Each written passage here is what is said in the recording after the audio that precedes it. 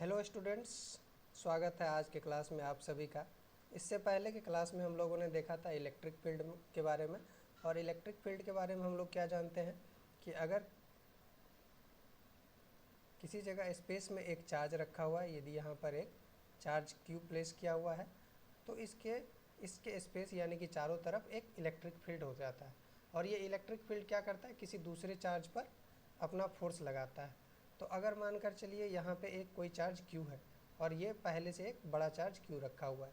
अब अगर हम इस चार्ज को मूव करेंगे, इधर मूव करें या इधर मूव करें, दोनों ही केस में क्या होगा, यहाँ पर एक फोर्स लग रहा है। इस चार्ज के कारण इस छोटे से चार्ज पर एक फोर्स लग रहा है। और इस फोर्स के अगेंस्ट जब हम इस चार्ज को मूव करने का कोशिश करेंगे तो हमें क्या करना पड़ेगा, समथिंग एनर्जी लगाना पड़ेगा। समथिंग क्या करना पड़ेगा, एनर्जी लगाना पड़ेगा। और जो एनर्जी रिक्वायर्ड होता है, इसको हम लोग इलेक्ट्रिक पोटेंशियल एनर्जी बोलते हैं।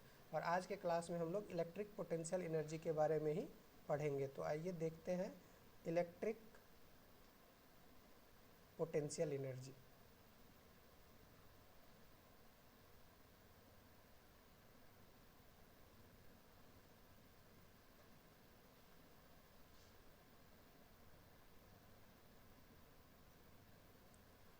तो ये वो एनर्जी होता है जो हमें रिक्वायर्ड होता है किसी भी चार्ज को किसी इलेक्ट्रिक फील्ड में मूव करने के लिए। इलेक्ट्रिक फील्ड के against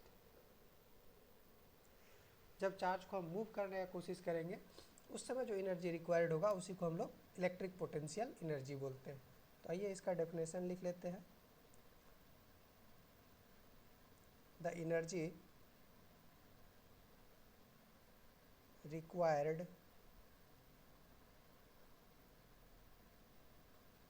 to move a charge against an electric field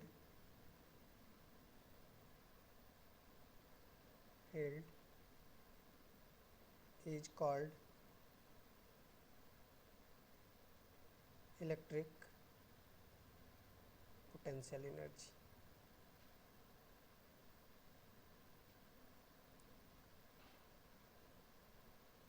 किसी भी इलेक्ट्रिक फील्ड में जब हम किसी चार्ज को मूव करने की कोशिश करेंगे, उसमें जो एनर्जी रिक्वायर्ड होगा उसी को हम लोग इलेक्ट्रिक पोटेंशियल एनर्जी बोलते हैं।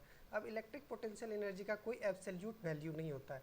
किसी भी प्लेस पे हम लोग इलेक्ट्रिक पोटेंशियल एनर्जी का एब्सोल्यूट वैल्यू नहीं निकाल सकते हैं। इलेक्ट्रिक पोटेंशियल एनर्जी का केवल डिफरेंस निकाला जा सकता है। और उस डिफरेंस में किसी एक पॉइंट को हम लोग रेफरेंस पॉइंट लेते हैं और उस रेफरेंस पॉइंट पे हम क्या करते हैं, इलेक्ट्रिक पोटेंशियल एनर्जी को जीरो ले लेते हैं। और उस रेफरेंस के बेसिस पर ही हम लोग किसी दूसरे पॉइंट पर इलेक्ट्रिक पोटेंशियल एनर्जी निकालते हैं। और ये जो change in electric potential energy हम लोग निकालते हैं, ये कितना होता है, minus of work done by the electric field. जो इलेक्ट्रिक फील्ड के द्वारा जो वर्क डन किया जाएगा उसके निगेटिव को ही हम लोग change in electric potential energy बोलते हैं। तो ये क्या होता है, change in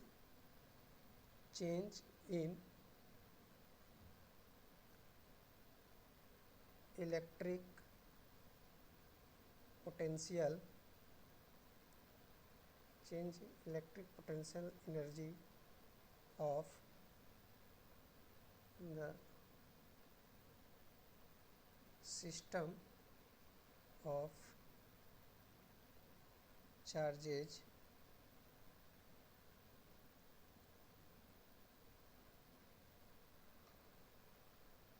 is defined as the negative of work done by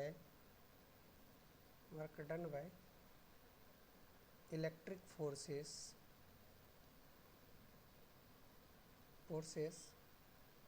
H the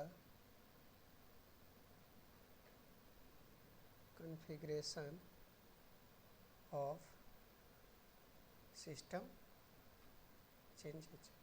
अगर कोई सिस्टम का कॉन्फ़िगरेशन चेंज हो रहा है तो उसमें जो इलेक्ट्रिक फील्ड के द्वारा जो वर्क डन किया जाएगा उसके निगेटिव को ही हम लोग इलेक्ट्रिक फील्ड बोलते हैं। अब उसके निगेटिव को इलेक्ट्रिक फील्ड के द्वारा जो वर्क डन किया जा रहा है उसके निगेटिव को ही हम लोग चेंज क्यों बोलते हैं, ये जब हम इसका फॉर्मूला डिराइव करेंगे उस समय हम लोगों को पता चलेगा। तो आइए अब हम टू सिस्टम चार्ज का इलेक्ट्रिक पोटेंशियल एनर्जी निकालने का कोशिश करते हैं। तो मान लीजिए कि हमारे पास दो सिस्टम चार्ज पार्टिकल है, एक चार्ज पार्टिकल है Q1 और एक चार्ज पार्टिकल है Q2, और ये दोनों इनिशियली R1 डिस्टेंस पर प्लेस्ड। इनिशियली क्या है, ये R1 डिस्टेंस पर प्लेस्ड है। ये पॉइंट A है और ये पॉइंट B है। अब हम क्या करते हैं, Q2 चार्ज को पॉइंट B से पॉइंट C पर ले जाते हैं, पॉइंट B से पॉइंट C पर ले जाते हैं, और ये जो डिस्टेंस है A और C के बीच में, ये डिस्टेंस R2, ये डिस्टेंस R2। तो इसको हम लोग इस तरह से लिख लेते हैं, consider a system of two charges Q1 and Q2. Suppose the charge Q1 is fixed at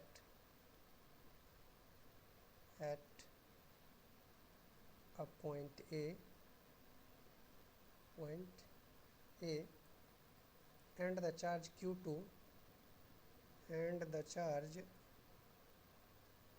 Q2 is taken from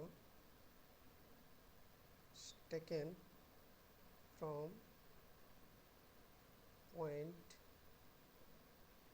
B to C along the line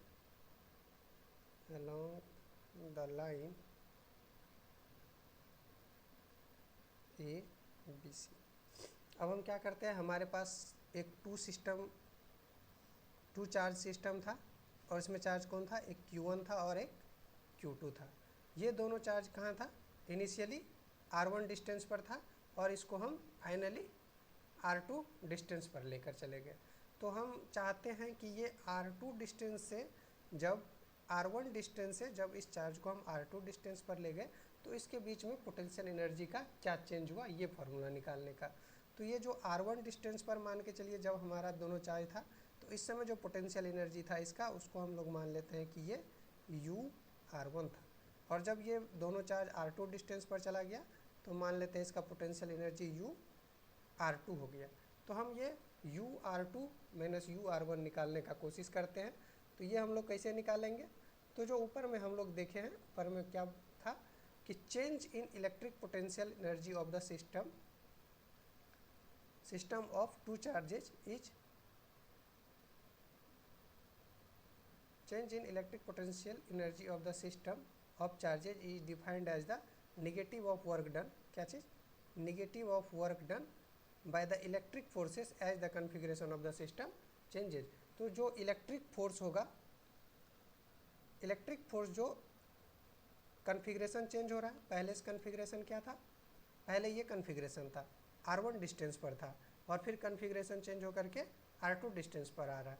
तो जो वर्क डन होगा इलेक्ट्रिक फोर्स के द्वारा R1 से R2 जाने में, उसका जब हम लोग माइनस कर देंगे तो यही क्या हो जाएगा, change in electric potential energy. तो आइए कोशिश करते हैं इसको हम लोग निकालने का। तो देखिए जब अब एक चीज़ यहाँ क्या दिक्कत हो रहा है, अगर हमको वर्क निकालना हो तो वर्क डन बराबर क्या होता है, फार्मूला W बराबर F.dr। वर्क डन क्या होता है, F.dr। ये चीज़ हम लोग पहले से जान रहे हैं, तो इसी को हम लोग यूज करेंगे। तो अब वर्क डन निकालने के लिए हमको फोर्स निकालना पड़ेगा, और फोर्स जब यहाँ पर ये चार्ज पार्टिकल रहेगा Q2 तो उस समय फोर्स कुछ और होगा, यहाँ पर जब ये चला जाएगा चार्ज Q2, उस समय फोर्स कुछ और होगा। यानी कि हर डिस्टेंस पर जो है जब चार्ज को हम B से C तक ले जाएंगे तो प्रत्येक पॉइंट पर क्या होगा, फोर्स चेंज करेगा, फोर्स हमेशा चेंज करते रहेगा। तो जब फोर्स वेरिएबल होता है तो हम लोग क्या करते हैं, इन्फिनेटली स्मॉल डिस्टेंस के लिए वर्क डन निकालते हैं, और उस इन्फिनेटली स्मॉल डिस्टेंस में जो वर्क डन होता है उसी को हम लोग इंटीग्रेट करते हैं।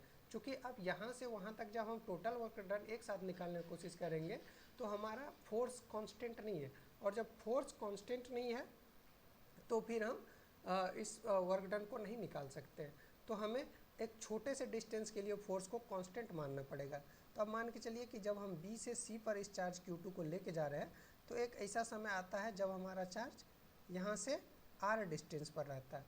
कहाँ रहता है, R डिस्टेंस पर रहता है। मान के चलिए हम यहाँ से B से C पर उठा कर ले गए हैं चार्ज को, B से C पर उठा कर लेकर गए हैं चार्ज को, और हम मान लेते हैं कि किसी समय पर हमारा चार्ज यहाँ था और ये डिस्टेंस कहाँ है, A से R डिस्टेंस पर है, और हम केवल dr डिस्टेंस यहाँ से डिस्प्लेस कर रहे हैं अपने चार्ज को। कितना डिस्प्लेस कर रहे हैं, dr डिस्टेंस। जो dr डिस्टेंस डिस्प्लेस करेंगे और इस dr डिस्टेंस में हमको जो वर्क करना पड़ेगा वो dw करना पड़ेगा, और वो dw क्या होगा, जो फोर्स होगा यहाँ पर, जो फोर्स होगा फोर्स डॉट dr। जो छोटे से डिस्टेंस के लिए हम लोग फोर्स को कांस्टेंट मान सकते हैं, और जब फोर्स को हम यहाँ पर कांस्टेंट मान लेंगे तो यहाँ पर हमारा वर्क डन क्या हो जाएगा, F डॉट dr। तो अब हम पहले F निकालने का कोशिश करते हैं। तो फोर्स क्या हो जाएगा, फोर्स हम लोग कूलम्ब्स लॉ से निकाल लेंगे, और कूलम्ब्स लॉ से हमारा फोर्स क्या हो जाएगा, F बराबर हो जाएगा 1/4 पाई एप्सिलॉन नॉट। हमारा पहला चार्ज है Q1, दूसरा चार्ज है Q2, और इस दोनों के बीच में डिस्टेंस R है। अभी हम मान के चल रहे हैं कि B से C के बीच में कहीं एक जगह पर हमारा चार्ज है, और वो डिस्टेंस A से उस चार्ज का कितना है, R। तो यहाँ पर जो डिस्टेंस होगा वो ना R1 होगा ना R2 होगा, ये R² होगा। तो ये फोर्स हो जाएगा। तो अब इस फोर्स के कारण dr डिस्टेंस में कितना वर्क किया जाएगा, तो हम इसको निकाल लेंगे। तो ये कितना हो जाएगा, dw हो जाएगा। कितना हो जाएगा, dw हो जाएगा। और dw कैसे निकालेंगे, F डॉट dr। अब F डॉट dr जब निकालेंगे तो हमें डायरेक्शन का ज़रूरत पड़ेगा। तो यहाँ पर देखिए फोर्स का डायरेक्शन क्या होगा, इस डायरेक्शन में होगा, और जो dr है उसका भी डायरेक्शन सेम डायरेक्शन में है। यानी कि दोनों का जब डायरेक्शन सेम है तो एंगल थीटा कितना हो जाएगा, 0 डिग्री। और फिर जब F डॉट dr करेंगे तो F का मैग्नीट्यूड इंटू dr का मैग्नीट्यूड इंटू cos 0 हो जाएगा, और cos 0 का वैल्यू 1 हो जाएगा। यानी कि जब इसको हम लोग लिखेंगे तो ये क्या हो जाएगा, F और dr। तो F का वैल्यू यहाँ से हम ला करके रखेंगे। F का वैल्यू क्या है, 1/4 पाई epsilon not Q1 Q2/r² dr। ये वर्क डन हो गया। किस चीज़ का वर्क डन हो गया, जब हमारा चार्ज पार्टिकल इस r डिस्टेंस के बाद dr डिस्टेंस ट्रेवल करेगा उस समय पर जो वर्क डन होगा इस छोटे से डिस्प्लेसमेंट के लिए ये dr होगा। तो अब हम लोग जानते हैं कि अब देखिए इस छोटे से डिस्टेंस के लिए अब हम क्या करेंगे, चेंज इन पोटेंशियल एनर्जी निकालेंगे। क्या होगा, वो du होगा। क्या होगा, du होगा। और जो du होगा वो क्या होगा, हम du को जब निकालने का कोशिश करेंगे तो ये क्या हो जाएगा, इसको हम लिखेंगे क्या है, change in electric potential energy, change in electric potential energy in small displacement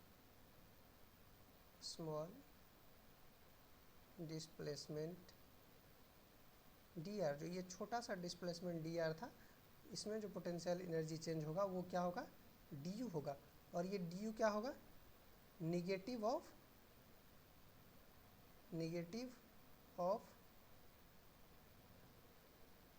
work done by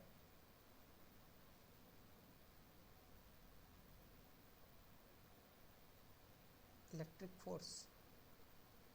जो ये फोर्स है इसके द्वारा जो वर्क डन किया गया है उसका निगेटिव होगा, यानी कि डी यू इक्वल टू क्या हो जाएगा, माइनस डी डब्ल्यू, क्या हो जाएगा, माइनस डी डब्ल्यू। और डी डब्ल्यू का वैल्यू हम लोग यहाँ कितना निकाले हैं, 1/, इसमें माइनस लगा देंगे और वो क्या हो जाएगा, माइनस 1/4πε0 Q1 Q2/r²। और डी आर, ये जो change in potential energy D you निकला, ये केवल डी आर डिस्प्लेसमेंट में चेंज है, केवल डी आर डिस्टेंस में, डिस्प्लेसमेंट में ही चेंज है। r² डी आर, ये डी यू केवल डी आर डिस्प्लेसमेंट जो हमारा हो रहा है उसमें इतना का पोटेंशियल एनर्जी चेंज हो रहा है। लेकिन हमको निकालना है R1 से R2 जब गया है, तो जब इसको R1 से R2 निकालना होगा तो हम लोग क्या करेंगे, सारे को ये जो छोटा छोटा हमारा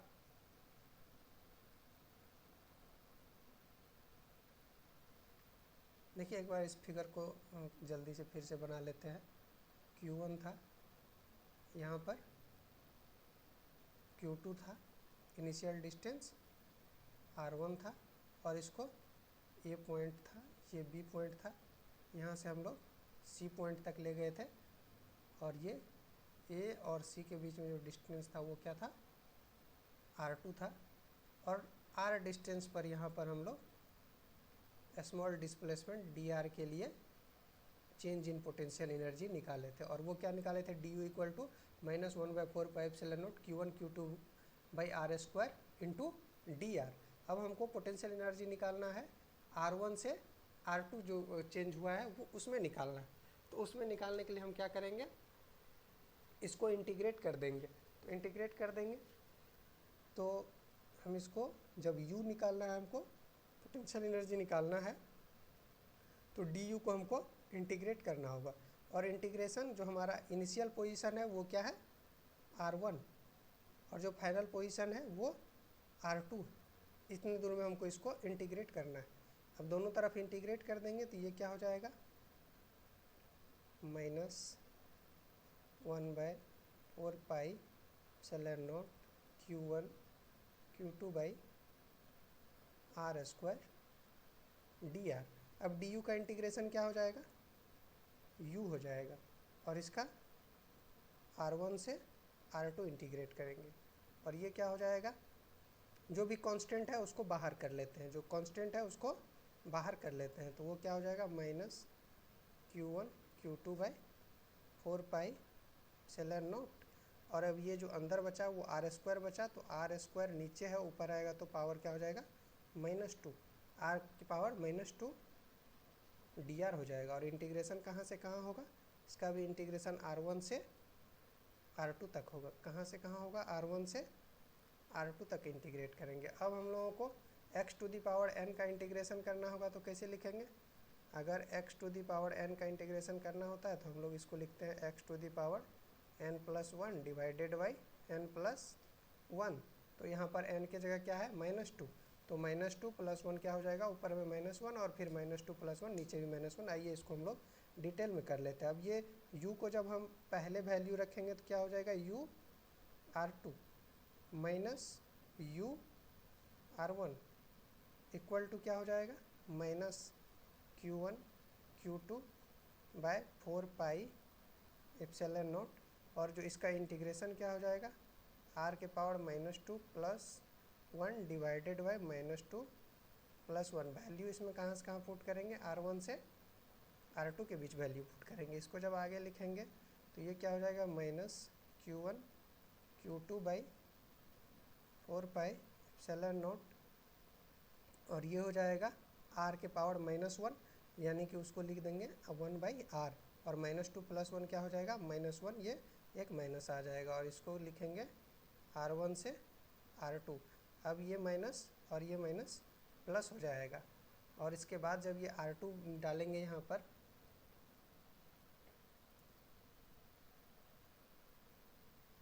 जब यहाँ पर हम R2 रखेंगे तो ये क्या हो जाएगा, Q1 Q2/4πε0 1/r2 - 1/r1। ये चेंज इन पोटेंशियल एनर्जी हो गया जब हम अपने पोजीशन को UR2 माइनस UR1 यानी कि R1 से इसको R2 में ले जाएंगे तो ये हमारा पोटेंशियल एनर्जी होगा, यानी कि चेंज इन पोटेंशियल एनर्जी होगा। अब देखिए, जब किसी भी जगह पर हमको पोटेंशियल एनर्जी निकालना होगा तो हम क्या करेंगे, एक रेफरेंस पॉइंट लेंगे, और वो रेफरेंस पॉइंट हम किसको मानते हैं हमेशा, हमारा जो रेफरेंस पॉइंट होता है वो इन्फिनिटी होता है। जब दो चार्ज पार्टिकल इन्फिनिट डिस्टेंस पर रहता है, अगर कोई चार्ज है, एक Q1 है और एक Q2 है, अगर ये दोनों इन्फिनिट डिस्टेंस पर है, कितना डिस्टेंस पर है, इन्फिनिट डिस्टेंस पर है, तो उस केस में हम लोग इसका क्या करते हैं, उस केस में हम इसका पोटेंशियल एनर्जी 0 ले लेते हैं। ये जब दो चार्ज पार्टिकल के बीच में डिस्टेंस इनफाइनाइट हो तो हम लोग इसको ले लेते हैं कि पोटेंशियल एनर्जी 0 है। तो जो ये एक रेफरेंस पॉइंट है, ये एक क्या है, रेफरेंस पॉइंट है, यानी कि इन्फिनिटी पे हम लोग पोटेंशियल एनर्जी 0 ले लेते हैं। तो इसको हम लिख लेंगे we choose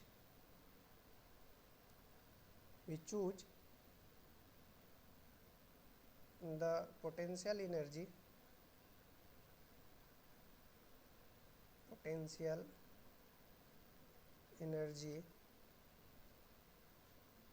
of the two system charge to be 0 when they have infinite separation,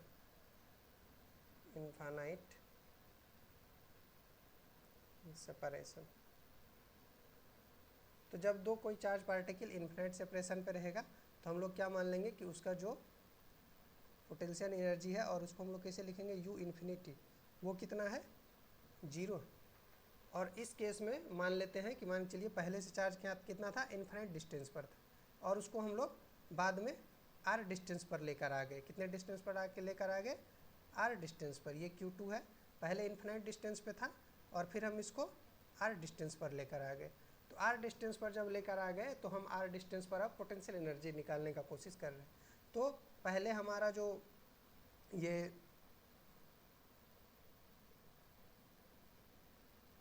पहले जो हमारा चार्ज था वो कहाँ था, इन्फिनिट डिस्टेंस पे, यानी कि R1 हमारा कितना था, इन्फिनिटी था। बाद में हम चार्ज को कहाँ लेके आ गए, R डिस्टेंस पर, तो R2 हमारा क्या है, R है।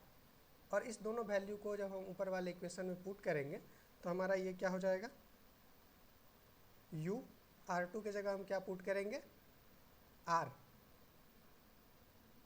माइनस U R1, यानी कि infinite distance, infinite, equal to Q1 Q2 by 4 pi epsilon nought, और R2 की जगह क्या डालेंगे, 1 बाई R2 की जगह डालेंगे R माइनस, सॉरी यहाँ पे R1,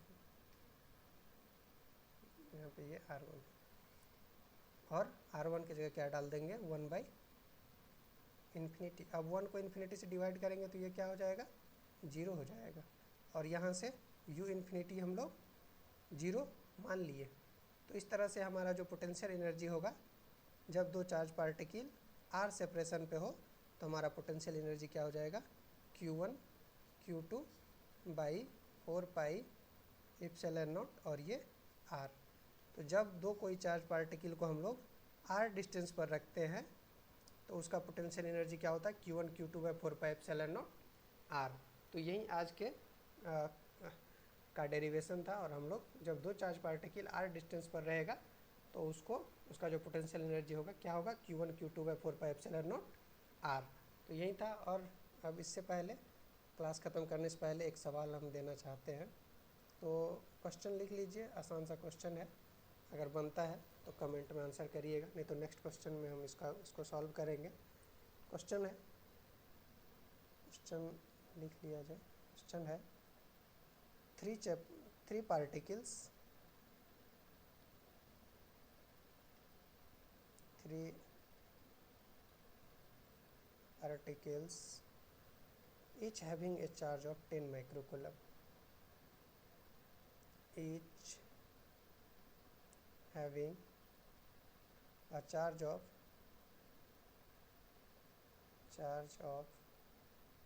10 microcoulomb are placed at the vertices of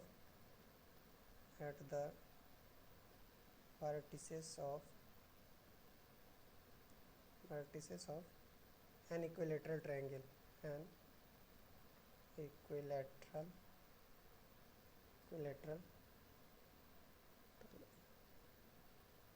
triangle of side 10 centimeter,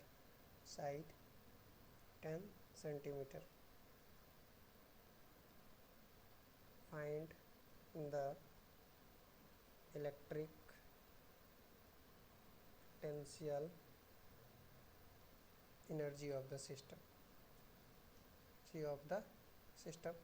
तो 3 चार्ज है, इक्विलेटरल ट्रायंगल के वर्टिसेस पर रखा हुआ है और ट्रायंगल का साइड 10 सेंटीमीटर है। तो इलेक्ट्रिक पोटेंशियल एनर्जी निकालना है, कोशिश करिएगा निकालने का। फार्मूला बेस्ड क्वेश्चन है तो बन जाना चाहिए। अगर बन जाता है तो कमेंट में आंसर करिए, और अगर इस डेरिवेशन में कोई इशू है तो वो भी कमेंट करके पूछ सकते हैं। ये थोड़ा सा टफ है डेरिवेशन, तो हम इसको फिर से देख लेंगे। थैंक यू आज का क्लास देखने के लिए।